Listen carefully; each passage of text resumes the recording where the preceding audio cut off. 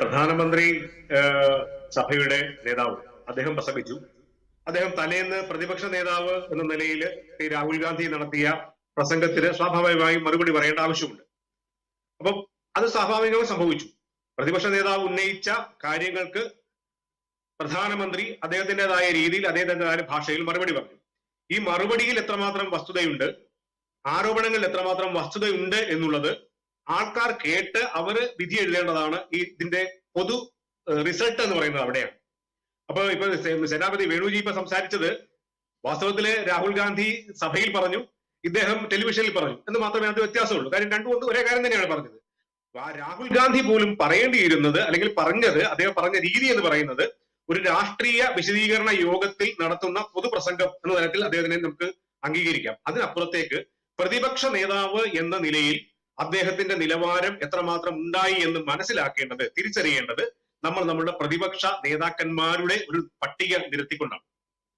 ജനസംഘത്തിന്റെ കാലം മുതൽ BJP ജനസംഘം, doctor Shyamaprasad മുഖർജിയുടെ കാലം മുതൽ പ്രതിപക്ഷത്ത് ആയിരുന്ന BJP, വാജ്പേയിയുടേത്, അദ്വാനിജിയുടേത്, അങ്ങനെ വലിയൊരു നിര, ആ വലിയ നിര പ്രതിപക്ഷത്തുണ്ടായിരുന്ന സമയത്തും ഭരണപക്ഷത്തെ വിമർശിക്കാനും ഭരണപക്ഷത്തിന്റെ പോരായ്മകൾ ചൂണ്ടിക്കാണിക്കാനും ഒക്കെ അവരും തയ്യാറായിട്ടുണ്ട്, അവർ ചെയ്തിട്ടുണ്ട്.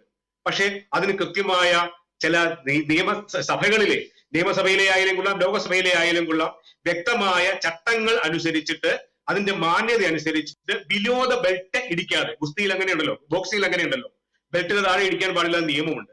ആ നിയമപ്രകാരമുള്ള വിമർശനങ്ങളാണ് അവർ നടത്തിയിരുന്നത്.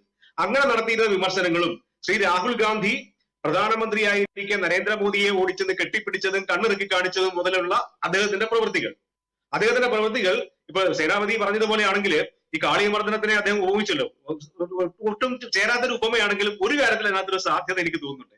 കാര്യം വളരെ കുട്ടിയായിരുന്ന സമയത്ത് കുട്ടിക്കളിയായിരുന്നു ഈ കാളിയനോട് കാണിച്ചത്. കാളിയനെ പോലത്തെ ഒരു വമ്പന്റെ മുമ്പിൽ, ഒരു വിഷ പാമ്പിന്റെ മുമ്പില് തന്റെ കൂടെയുള്ള കൂട്ടുകാരെ രക്ഷിക്കാൻ വേണ്ടിയിട്ട് കുട്ടിയായി നടത്തിയ നൃത്തം, ഒരു കുട്ടികളുടെ ഒരു ചാബല്യം പോലെയായിരുന്നു രാഹുൽ ഗാന്ധിയുടെ പ്രസംഗത്തിൽ ഉണ്ടായിരുന്ന അദ്ദേഹത്തിന്റെ പ്രവൃത്തികൾ.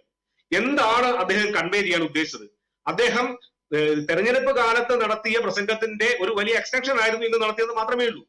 തെരഞ്ഞെടുപ്പ് കാലത്ത് തന്നെ അദ്ദേഹത്തിനെതിരെ ഒരുപക്ഷെ തെരഞ്ഞെടുപ്പ് കോടതിയിലോ പോയിരുന്നെങ്കിൽ ഉണ്ടാകാമായിരുന്ന, കേസെടുക്കാമായിരുന്ന ചില സംഭവങ്ങളുടെ ആവർത്തനത്തിനാണ് അദ്ദേഹം പറഞ്ഞു. ഈ അഗ്നിവീർ എന്ന് പറയുന്നത് അപകടമാണ്, നിങ്ങൾ യുവാക്കളെ അതിൽ ചെന്ന് ചാടരുത് എന്ന് പറഞ്ഞു കഴിഞ്ഞാല് പല രാജ്യങ്ങളും യുവാക്കന്മാരെ അവരുടെ നിർബന്ധിത സൈനിക സേവനം പൂച്ച് രാജ്യസ്നേഹം ഉണ്ടാക്കുകയും അവർക്ക് അതേസമയം ഏണിങ്ങിന് അവസരം ഉണ്ടാക്കുകയും ചെയ്യുന്ന ഒരു കൾച്ചറുള്ള ഒരു കാലത്ത് നമ്മുടെ യുവാക്കൾക്ക് അഗ്നിവീറിൽ പ്രവർത്തിക്കുവാൻ ഉള്ള സമയവും സൗകര്യവും ഉണ്ടാക്കി കൊടുത്തപ്പോൾ അതിന് അപകടമാണ്, നിങ്ങൾ മരിച്ചാൽ നിങ്ങളുടെ വീട്ടുകാർക്ക് സഹായം പോലും കിട്ടില്ല എന്നുള്ള തരത്തിലുള്ള കുപ്രചാരണമാണ് രാഹുൽ ഗാന്ധി.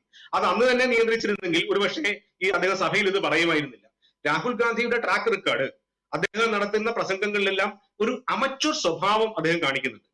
അദ്ദേഹം പ്രതിപക്ഷ നേതാവ്, സേനാപതിജി പറഞ്ഞതുപോലെ അദ്ദേഹം ഒരു പ്രതിപക്ഷ നേതാവായി ഉയർന്നു വന്നു. കഴിഞ്ഞ 10 വർഷം ഇല്ലാതിരുന്ന ഒരു പ്രതിപക്ഷത്തിന്റെ സ്ഥാനത്തേക്ക് അദ്ദേഹം ഉയർന്നു വന്നു എന്ന് പറഞ്ഞു കഴിഞ്ഞാൽ കഴിഞ്ഞ 10 വർഷത്തിന് ശേഷം, കഴിഞ്ഞ 10 വർഷത്തിനിടയിൽ അദ്ദേഹം പാർലമെന്റിലെ നടപടിക്രമങ്ങളിൽ നിന്നും രാഷ്ട്രീയത്തിൽ നിന്നും പഠിച്ചെടുത്ത വിദ്യകളല്ല ഇവിടെ പറഞ്ഞത്. അദ്ദേഹം ആരോപണങ്ങളായിരുന്നു. അദ്ദേഹത്തിന്റെ ഒരു പ്രസംഗം, ആ പ്രസംഗം കേട്ട് കോരിത്തിരിക്കാൻ വേണ്ടിയിട്ട് നമുക്ക് സഭയിൽ മറ്റ് സഹപ്രവർത്തകരും കുറച്ച് മാധ്യമങ്ങളും, നമ്മുടെ കേരളത്തിലെ മാധ്യമങ്ങളുടെ കാര്യം ഞാൻ പറയുന്നില്ല, ഇന്നത്തെ 2 പത്രങ്ങൾ വായിച്ചു കഴിഞ്ഞാൽ എനിക്ക് തോന്നുന്നില്ല പത്രപ്രവർത്തകനായ ജേക്കബ് ജോർജ് സാർ പോലും അതിനോട് അത്രമാത്രം യോജിക്കുമെന്ന് എനിക്ക് തോന്നുന്നില്ല. ഒരു പ്രധാനപ്പെട്ട പത്രം, ആ പ്രധാനപ്പെട്ട നന്ദി രാഹുൽ എന്ന് പറഞ്ഞ ഒരു ഹെഡിങ്, അതിന്റെയൊക്കെ അർത്ഥം എനിക്ക് മനസ്സിലാവുന്നില്ല എന്താണെന്ന്. അതൊക്കെ പത്രപ്രവർത്തനത്തിന്റെ ഒക്കെ ശരിയായിരിക്കും, അവിടെ നിൽക്കട്ടെ. അപ്പൊ ഇങ്ങനെ അദ്ദേഹത്തിന്റെ പ്രസംഗം പ്രതിപക്ഷ നേതാവ് എന്ന നിലയിൽ ഒരു പ്രസംഗമായിരുന്നില്ല, അദ്ദേഹം നടത്തിയ ഒരു കവല പ്രസംഗമായിരുന്നു. അതിന് എന്താ പറയാ, കണക്ക് നിരത്തിയുള്ള മറുപടികൾ പ്രധാനമന്ത്രി കൊടുത്തു. ഒപ്പം തന്നെ തക്കതായ വിമർശനത്തിന് വിമർശനം കൊണ്ടുള്ള മറുപടി നൽകാൻ അദ്ദേഹത്തിന് കഴിഞ്ഞു എന്നുള്ളതാണ് ഞാൻ മനസ്സിലാക്കുന്നത്.